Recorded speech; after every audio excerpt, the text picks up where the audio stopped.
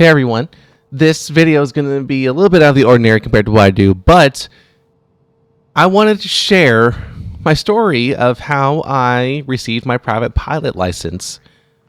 As of recent, in case if any of you aren't aware, the past few years I have been working hard to get my pilot license because this was an inspiration that I wanted to fly, and there were opportunities that came up that allowed me to go after my license. I took those opportunities and I got it. I just recently got it, and it feels good to be on the other side of things.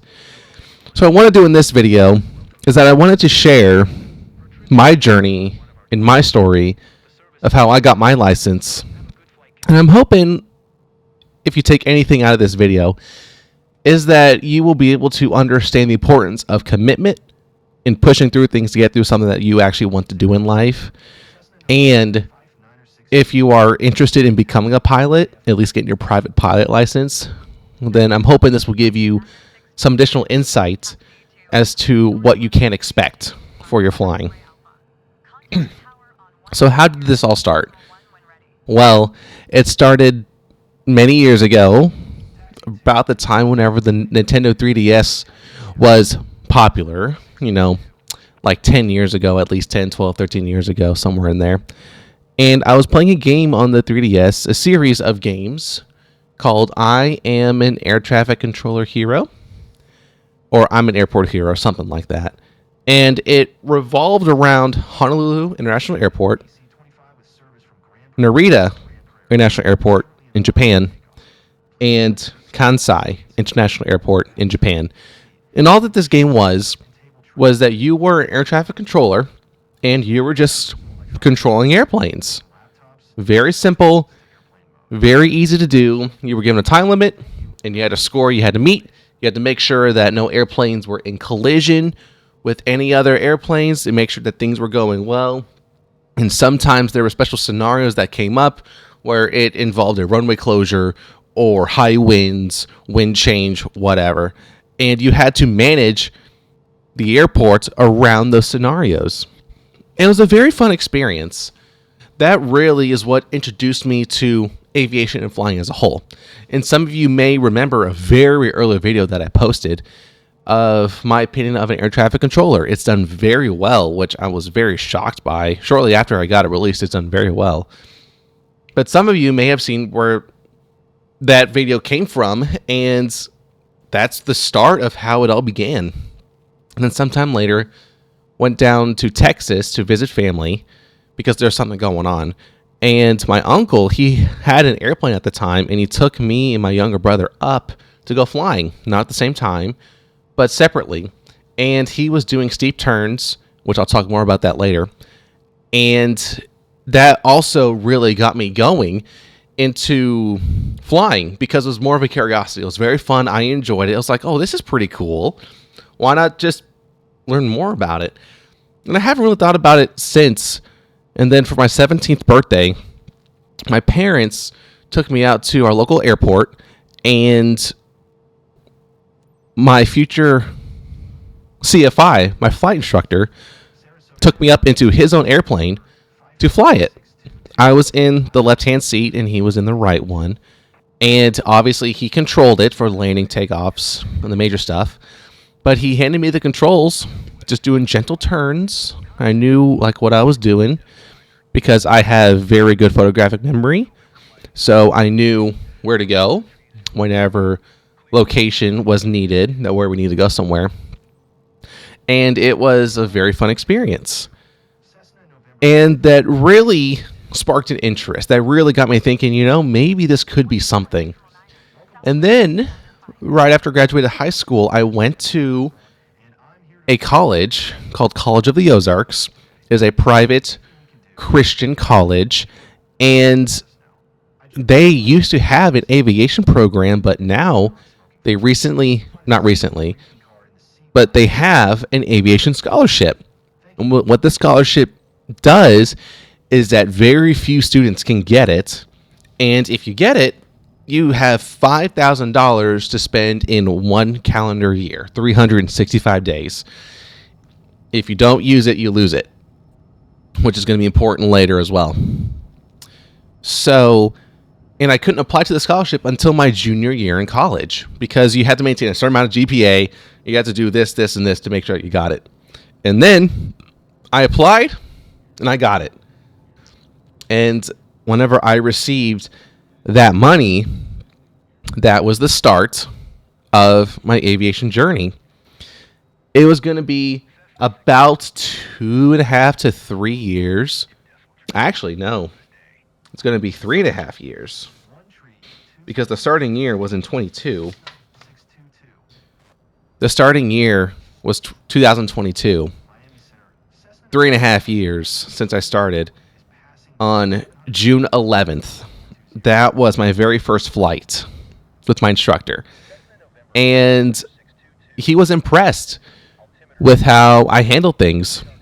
He took off, we got in the air, and then he asked me to do something, and then I did it. Obviously, like, this was my first time flying, and just getting used to the airplane. But he was very impressed with how quickly I learned and grasped things to actually and to just keep going.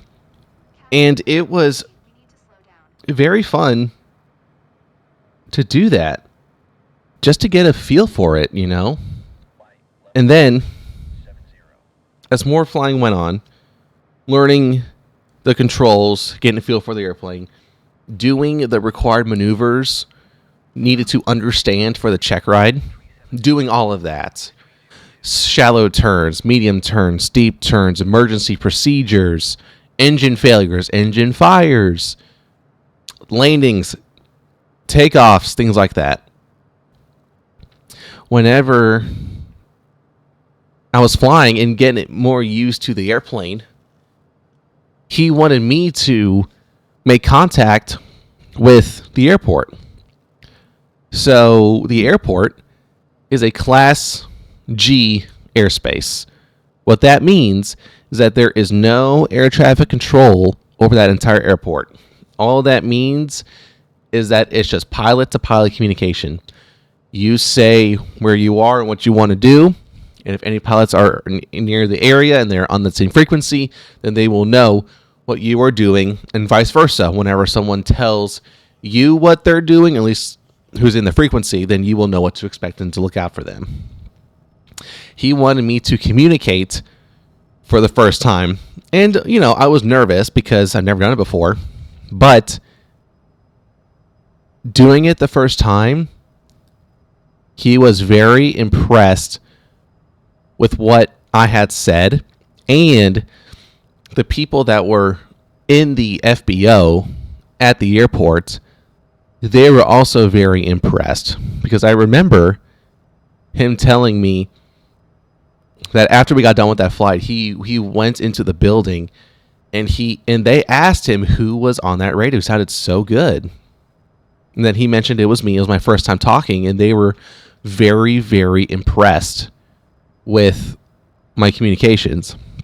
And that is simply because of the game that I like to play a lot, Air Traffic Controller 4. Because I got this game in maybe 2021. And this was an introduction to being an air traffic controller in Japan, because they have games at Japanese airports, and it's rolled on ATC. The graphics of that game are okay, but the ATC is phenomenal. That's why I like the game so much. And listening to that over and over and over again gave me an idea of what I needed to say and communicate over frequency. So having experience based off of that game was a big deal. An absolutely big deal. And then later on, in order to fly, you need to have a medical certificate. As a private pilot, you have to have different types of medical certificates based off of what you're doing. So in the world of aviation in the United States, there are 3 classes of medical plus basic med. I'm not going to talk about basic med. I'm just going to briefly talk about the 3 classes of medical licensing needed for a pilot.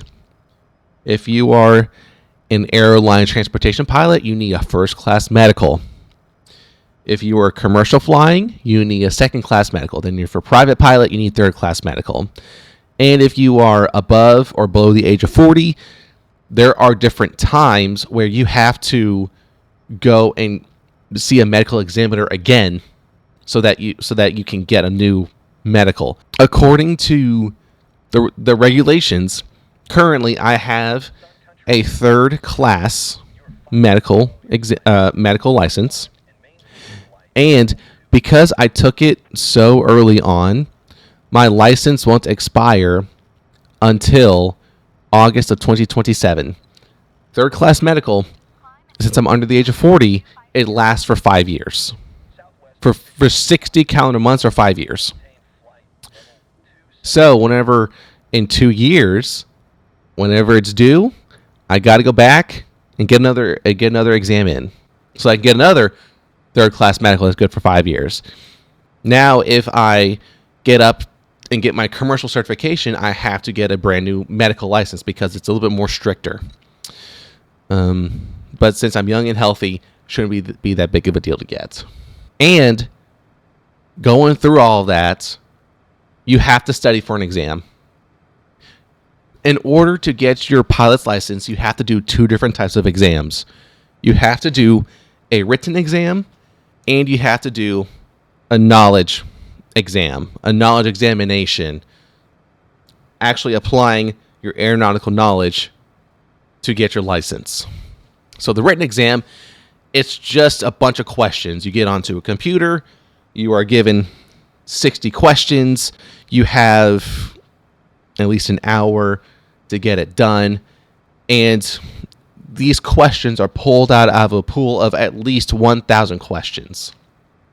So during my time studying for everything, I went to an online application called Sporties. Now, in this video, this is not sponsored by Sporties by any means. I am just sharing what I have used. You can use King's, Sporties, whatever else that you can, because it's the exact same thing. I just use Sporties. So I have used their program to watch videos, because they do a bunch of videos about this stuff, everything that you need to know, things to anticipate and expect for. And they had flashcard questions to where they were old and previous FAA written exam questions to help me practice and study. And whenever you take and pass the exam, it's good for 2 years. It's good for 24 calendar months. So I keep saying 24 calendar months, or just calendar months in general. What that means is, like, let's say you went to take your exam on the 15th of June 15th of 2023. Okay. So that means in 24 calendar months, you need to take your exam again at the latest by June 31st, 2025. The calendar month system goes off of the end of the month. If you take your exam on the 1st, you have until the 31st of that month. If you take your exam on the 30th, you have until the last day of the month in 2 years to get your exam in. Otherwise, it expires, and you don't want that. You need to have your written in before you can solo. That is the minimum requirements, and it's part of the progression path to get this ball rolling. So you have to do all these things as well. And then when it comes down to it, there are also a bunch of other certifications that you need to know and understand before you can do your check ride. Your check ride is your final exam. Like, anytime you are going into a class and it's the final, that's the equivalent for flying, but it's called a check ride. Why is it called that? I don't know. That's just how it is. So, to get a feel of what's going to happen, what I'm about to read here, I have in my hand, is from the Federal Aviation Regulations Handbook, Part 61, Section 109. And this right here tells you everything that you have to do and that you have to have in your logbook before you can take your exam. You need to have 3 hours of cross-country flight training in a single-engine airplane. 1 hour, one cross-country flight of over 100 nautical miles total distance, and 10 takeoffs and 10 landings to a full stop at an airport. 3 hours of flight training in a single engine on the control and maneuvering of the airplane solely by reference to instruments, including straight and level flight, constant airspeed climbs and descents, turns to a heading, recovery from unusual flight altitudes, radio communications, and the and the use of navigation systems / facilities and radar services appropriate to instrument flight. 3 hours of flight training with an authorized instructor in a single-engine airplane in preparation for the practical test, which must have been performed within the preceding 2 calendar months from the month of the test. And 10 hours of solo flight time in a single-engine airplane consisting of at least 5 hours of solo cross-country time, 1 solo cross-country flight of 150 nautical miles total distance with full stop landings at 3 points in 1 segment of the flight consisting of a straight line distance of more than 50 nautical miles between the takeoff and landing locations, and 3 takeoffs and 3 landings to a full stop with each landing involving a flight in the traffic pattern at an airport with an operating control tower. Now, what I just said there is a lot. It's not a lot when we put it into practicality, but that was a bunch of words. So to basically break it down to you, this is what happened to me and how I went through it. Solo flight. Got to fly solo. Okay, yeah, right, you got it. And then my instructor took me onto 2 dual cross-country flights. Dual and solo is as it sounds. Solo means I'm flying. Dual means I'm flying plus my instructor. So now, I did 2 dual cross-countries. And then I had to do 2 solo cross-countries. The first one was doing the cross-country flights going backwards of the second flight that I did, of the second cross-country that I did with my instructor. And then the second solo cross-country, I had to do it on my own. I had to go to 2 separate airports and pick it. Now, I did not do it correctly. I did not realize I did not do it correctly until I found out later, which I will share that in just a minute. On this flight, for sure, I nailed 150 miles. Easy. Bing, bang, boom. And then, after that, we did dual cross-country at night.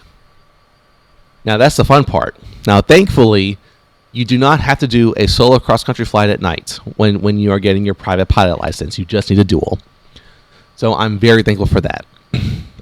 Very fun experience to do. I would so do that again. And also had to understand navigation aids. Now, this is not known. This is not written down in the segment that I just read. But it's good to know how your navigation systems work. Because if your GPS system is out, what are you going to do to find yourself if you are lost? If you don't have any maps, if you don't have GPS, you don't have whatever, what are you going to do to find yourself if you're lost? And then a bunch of these other things came around too. I had to understand how I needed to do maneuvers mentioned for the cross country, because I have to know.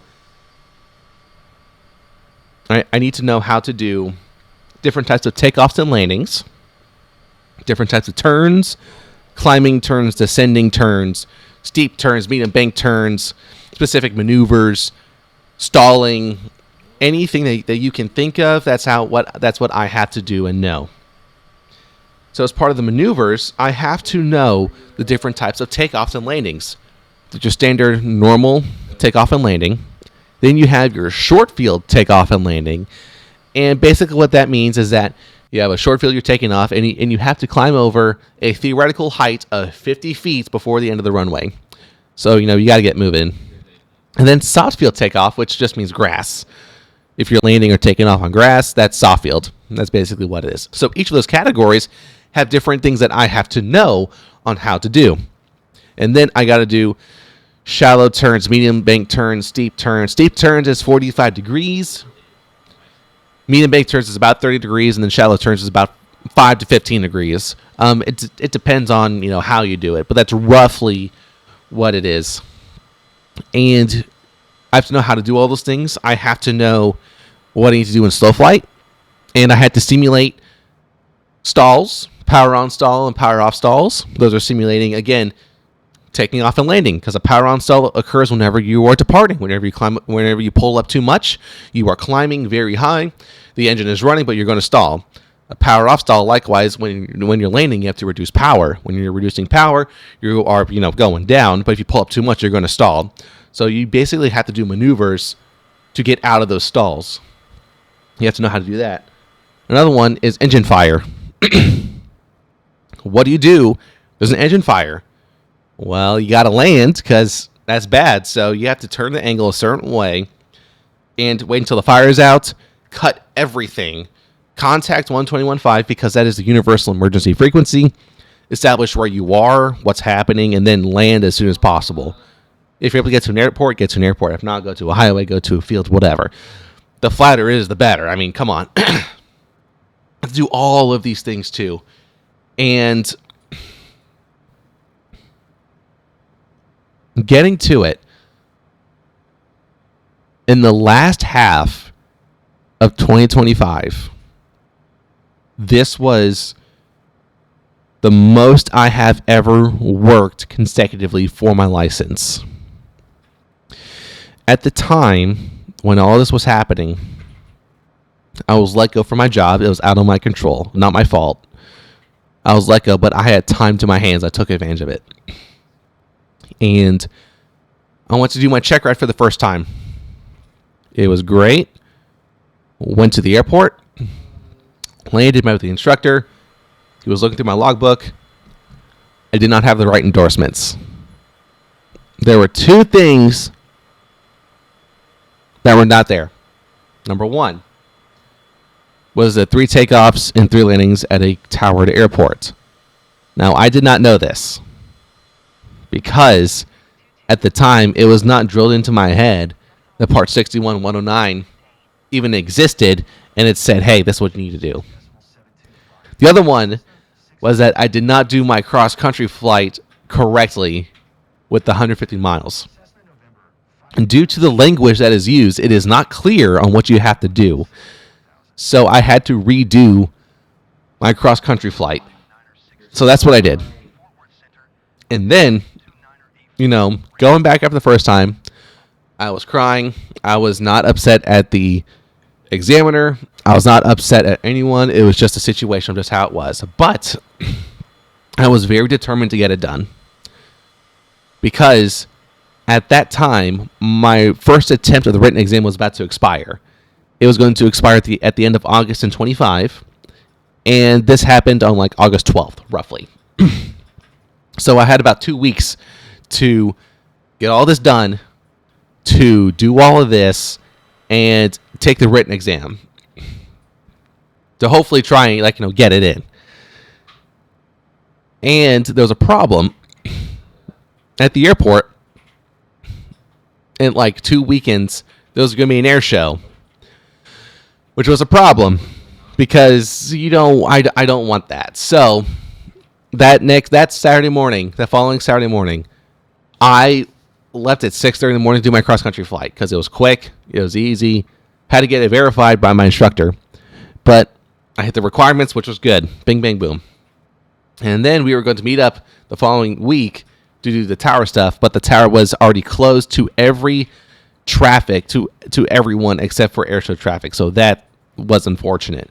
But I retook my written exam, and I got a better grade out of it. So a better grade was good for 2 years. Had until 2027 to get this done. But I'm glad that it was done. I didn't want to do it, but I'm glad it was done. And then in September, we went back to the airport to do the exam, met him again. But again, I did not have my ground school certification. I didn't realize that was a thing either. But it's just a piece of paper taped to the back of my logbook saying, hey, I completed ground school, instructor signature, whatever. That's all that it was. So then I got sent back, which was unfortunate. And then, more training and everything. trying to get scheduled with the DP because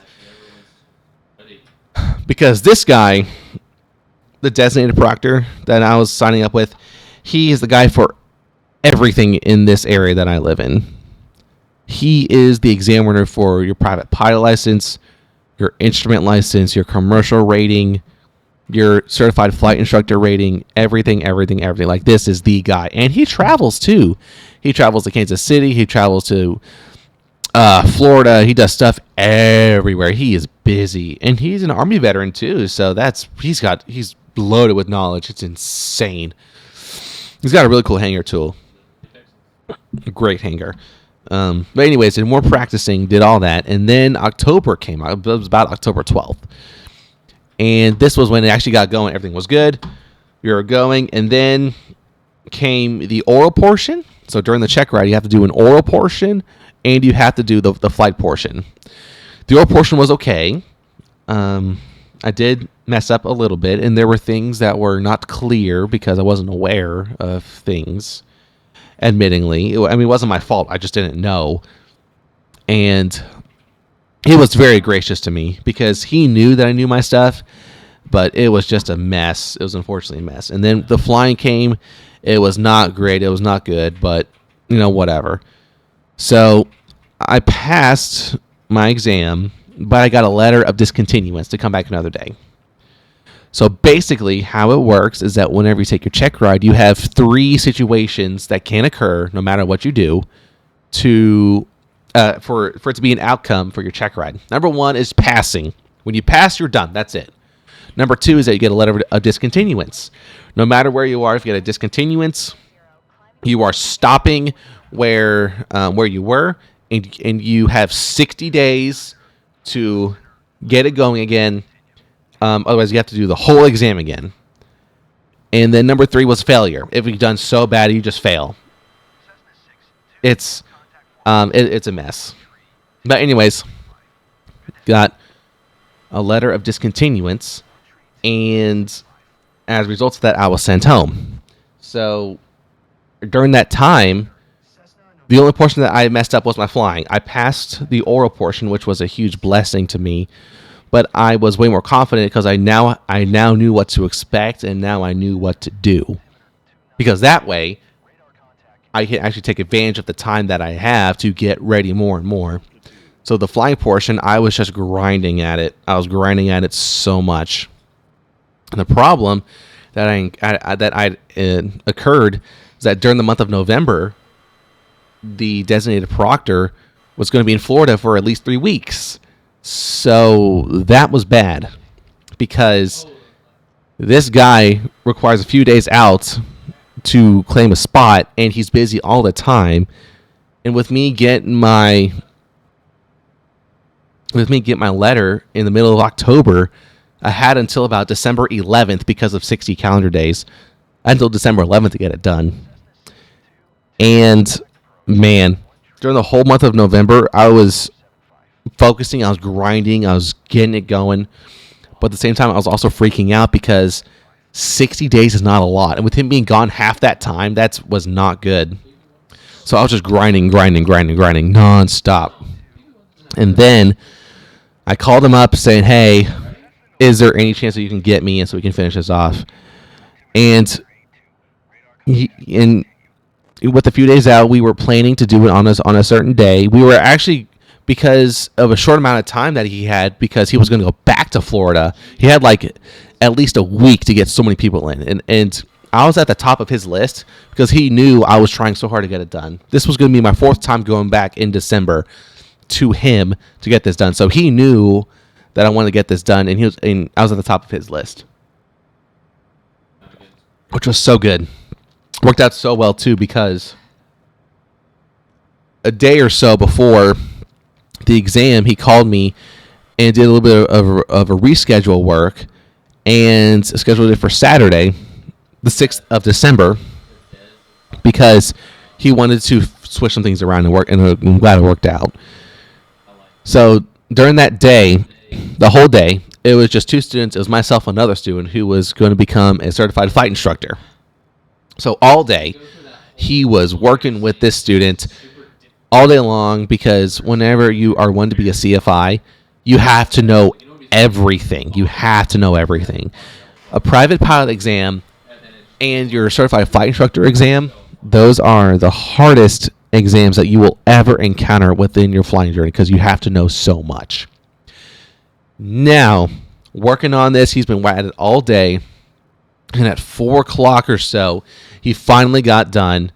Granted, it was just how things went out. Like, I'm not mad about that. That was just how it was. We went, then we did our thing. Got us signed up, and we got going. The sun was going down. There's a little hiccup along the way of getting things ready to go, but we made it work, thank goodness. And then we were on our way. And thankfully, things went very well. We got on the airplane. We took off. We turned to the left, and I dialed into the to a navigation aid, a VOR navigation aid. It was good. Then turned to head to the south. I did 2 steep turns, one left, one to the right. Did heading to the west. Then did stalls. Did a power on stall. It was power on or power off. It was one of those, but anyways, did a stall. It was good. And then flew over. And then at this time, there was a little bit more activity going on at the airport, because the airport where I was taking my exam at, it was like a local community airport where like everyone's backyards was attached to the runway. So it was getting busy. So my examiner was chatting it up with everyone else that was on their frequency while we were doing this exam, which I enjoyed. It was fun. And then we were coming around, and we did a soft field landing. Now, at this point, I have never, ever, ever done a soft field landing. I knew how to do it. I've never actually put it into practice. So he helped me out with that. We actually did it. So the soft field landing, that strip of grass is right next to the runway. And that's what we did. It worked out well. He guided me in. Touchdown. Smooth like butter on grass. It was a little rough, but still smooth like butter. It was great. And it was a very good landing. Great practice moment. And then we turned around. There was another guy that was in the pattern and landed behind us, and they were chatting and everything. And the instructor said, as we were practicing, is that we are one takeoff away from a brand new pilot. And my face, I didn't say anything, but like my face was like in shock and in awe. And the passing pilot basically said, "Congratulations, man. That is so awesome." And I said on the frequency, "Thank you, sir," something like that. And I knew that at that point that I made it. And then we did one more departure. That was a soft field takeoff. Again, very fun. Full throttle, flaps down. Had to keep the nose wheel off the ground, because you don't want the nose wheel to grab into the ground. Otherwise, that would be very bad. We got off the ground. Did one time around the pattern, and then we went in for landing. Went inside, printed my paper, and that was it. But at that time, the sun was down below the horizon, and I had one more challenge to meet. I had to land the airplane at night. I have never, ever, ever done a solo night landing before. So this was going to be interesting. So it took off. Things were great. Things were normal. The city flying over was beautiful. And it was amazing to fly at night. But getting up to the airport was very difficult. I was ecstatic. I was overjoyed. I almost cried a little bit, because it was just so good to be done.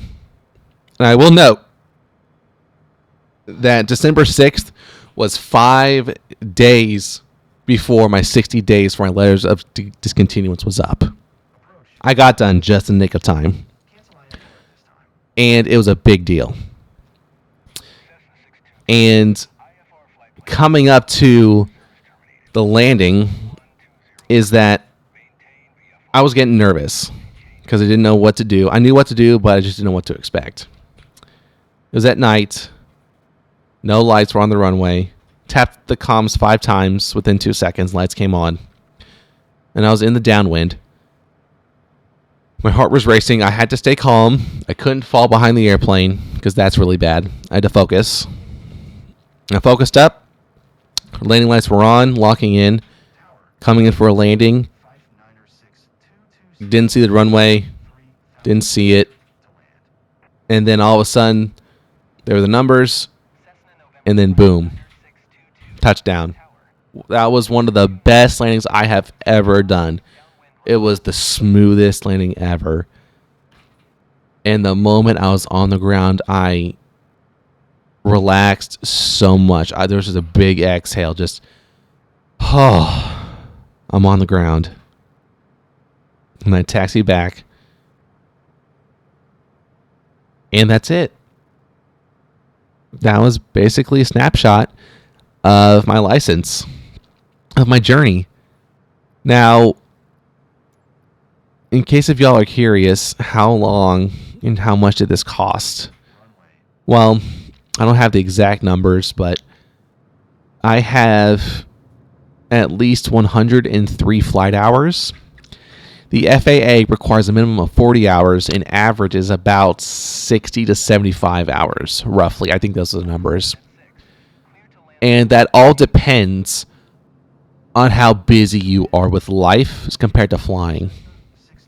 If you are young and something that you want to do, you have got to get on it now before life itself grabs the wheel and prevents you from going. You have to be committed to this stuff. You have to keep going. And that's what I did. 105 hours in, I got it. 3.5 years. And the cost was about $15,000. The scholarships covered 10,000 of that, almost 10,000 actually of that 15,000. And it was a big deal that I was able to do so much just from that money and to actually move forward with my license. And now that we are in 2026, the biggest lessons that I want to share of what I have learned is the importance of patience and discipline. If you want to do something, if you want to get something, you've got to be patient and you got to keep going. You cannot be inspired. You cannot wait for that perfect moment. You just have to do it. With my flying, you got to be patient with yourself, be patient in the timing, and push yourself. Be disciplined. Don't get inspired. That dies away. You have to keep going. There were days I did not want to fly. There were days I wanted to quit. But I kept going. It was so hard, but I'm glad I went. Any time that I had those thoughts before flying, after I flew, man, I felt so good to be up in the air every time. It was so good. So, what's next for me? A lot, actually. But first, one thing I forgot to mention. Did I actually enjoy my license? No. I haven't enjoyed it yet. And that's because another student pilot on December 11th landed on top of a deer during his first solo flight. He did his first solo takeoff, was in the pattern. Then doing his first ever solo landing, he landed on a deer. The airplane itself is fine. Just the left flap got dinged on, and there's a good bump in it. It's pretty funny. And I haven't been able to enjoy it since because we're waiting on insurance. But I officially got my license on January 15th of 2026. Now, whenever you pass your check ride, you get a temporary sheet. It's good for 120 days. And the people at the FAA, they don't meet all the time. They meet 2 or 3 times a year. And I got my license a little over a month later from passing, so it feels very, very good to have it. So, what's next for me? My instrument rating. So, moving forward as a private pilot, you cannot fly in cloud conditions. You can only fly in clear conditions, VFR flying. visual flight rules. You can only fly when there's no clouds. Instrument rating allows you to fly in the clouds. You're able to fly instrument approaches, which is like ILS, RNAV, localizer, LDA, things like that. And that's the next step for me. And then whatever happens from there, getting other endorsements and going beyond that to get my commercial rating, that is going to be a big deal. For commercial rating, I need at least 250 flight hours, and I'm already 2/5 of the way there, so I'm off to a great start. So things are looking very good. I'm very excited for what the future has to offer when it comes to my flying. So I appreciate all of you for sitting in and taking the time to watch. Obviously, it wasn't me that did it alone, but I'm very thankful of people in my life that kept me going. If you all did enjoy, then as always, leave a like, subscribe, greatly appreciated. I will post a story whenever I can of getting my instrument rating because, that's a big deal. But I hope that this story hopefully encourage you some to keep going, to maybe look after an opportunity of getting a license or just doing something else.